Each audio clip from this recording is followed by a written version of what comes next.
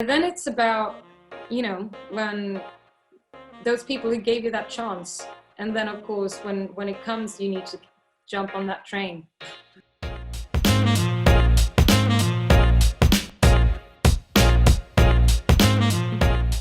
Maybe in European countries especially, it's like the idea of working in English was actually just maybe 10 years ago. Like when I saw Noomi Rapace from Sweden, she was like one of the, like I hadn't seen, except for like Lena Olin and Ingrid Bergman, you know, it wasn't really in my mind. When someone said, do you want to be an actress? I wanted to, but I didn't even think, yeah, I want to do films in English. In Sweden, you kind of go to the theater and maybe do a few films or work in TV. So that's what I dreamt of. Actually, technology made, you know, we all know the world has become so much smaller, and now in a wonderful way you look for talent and diversity in the way you tell stories and the people you have in it and the people making it. And I think that was kind of the beginning. It's like when you could do this. I mean, I remember my first 20, I'd never heard anything back, by the way. I did like at least 20 self-tapes. It was my Swedish agent. It's like, it's the thing. It's like you film yourself, and then you know, it's like when it took 3 hours to try and edit something on your computer with your, like, you have to have the lead and the video camera and everything. And, you know, and so that was still like the beginning of you were able to make an audition across the Atlantic and not be there. So I think that was kind of the beginning. I was lucky to be there when suddenly the world opened up for international actors.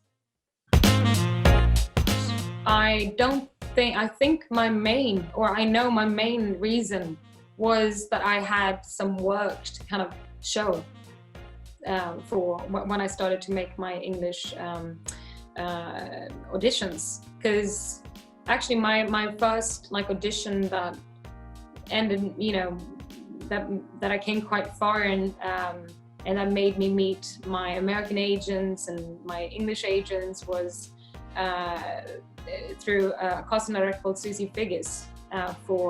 It was for Snow White and the Huntsman. And then we sent Till det som är vackert, or Pure, which is my first Swedish feature that I made. And that was, of course, a wonderful kind of showcase.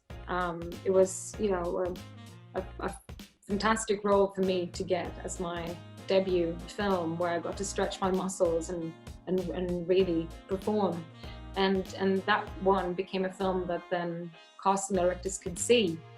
So, and I think that is still, that weighs a lot. The wonderful thing is, though, as we talked about, that you can make films yourself now. But I really think also playing in your own language first makes you really feel comfortable, and I think practice doing that first. I mean, I'm happy that I at least, when I was 20, I had at least been in front of the camera for 7-8 years by the time I was 21 or 22. And, you know, I practiced working in my mother tongue, and then, you know, I got to showcase that. And then, of course, put in hours and hours and hours of making sure that you start feeling comfortable in English.